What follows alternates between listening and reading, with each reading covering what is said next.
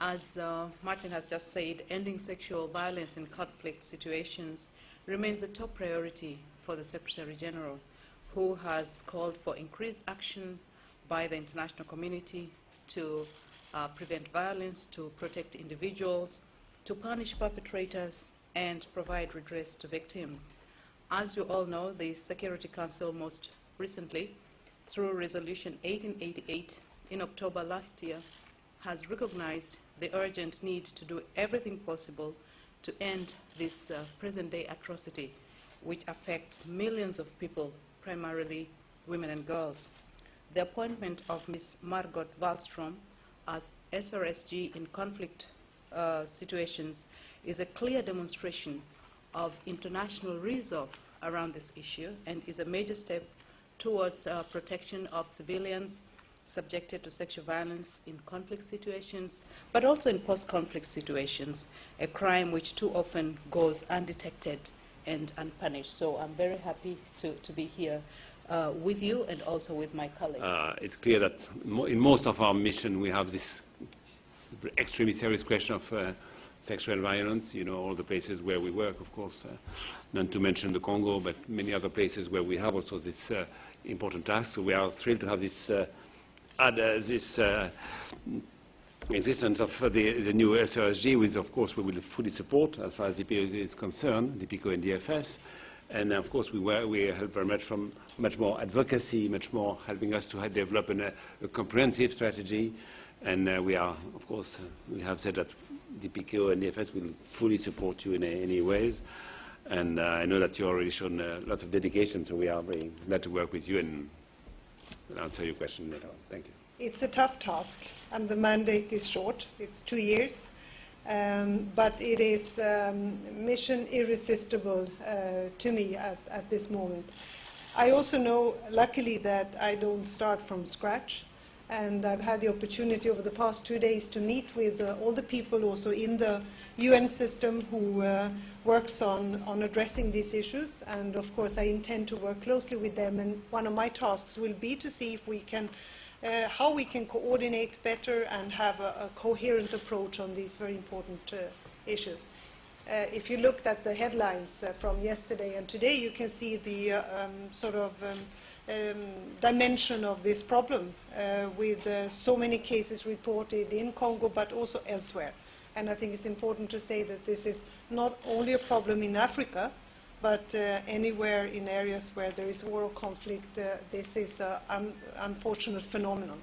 And I will, of course, have to work to find the ways to end impunity, but also at the same time see how we can create a political ownership of this issue, to do advocacy and proper communication on this issue, and make sure that there is a good debate and discussion, and that we have a good leadership on these issues.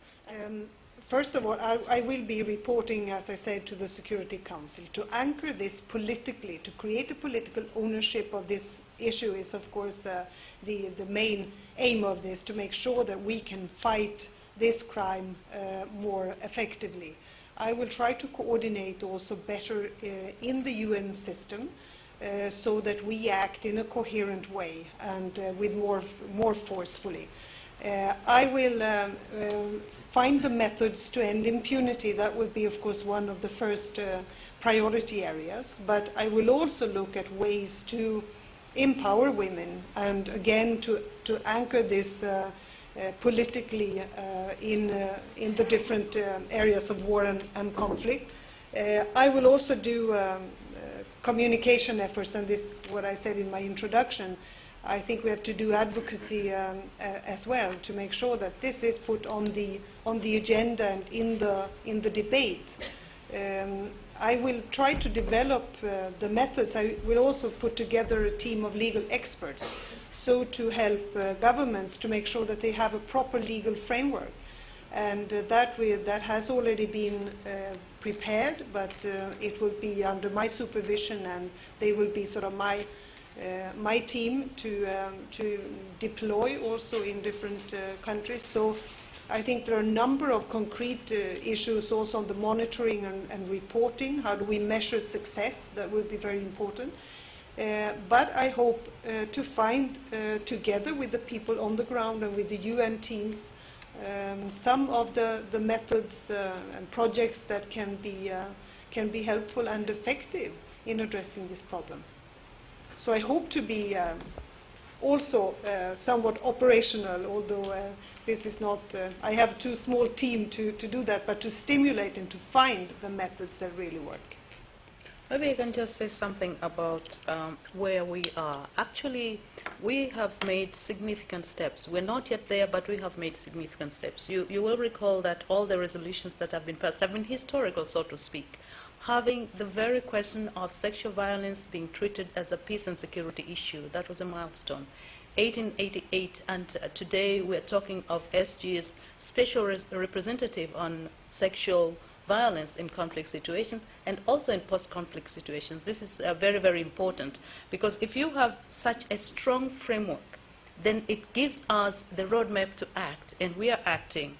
Advocacy is important, but it has to go hand in hand with strengthening judicial systems. We're talking about ending impunity. We're talking about justice for the victims, protection for civilians. All these relate to judicial systems, and we are there.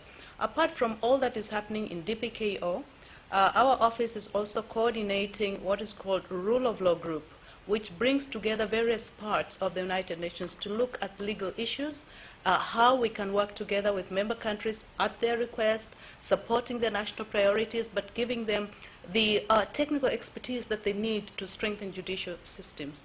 It should be remembered that it is not only in conflict and post-conflict situations that there are problems. There are many, many countries, including my own country, Tanzania, where we see also sexual violence. And it's a country that has enjoyed peace over a long period of time. So even there, we have a solid judicial system. But it is one thing to have laws, to have courts, and to make that system accessible to most of the victims, in particular women and girls, but we also see increasingly that there is abuse of voice as well. So we're going there. Yeah.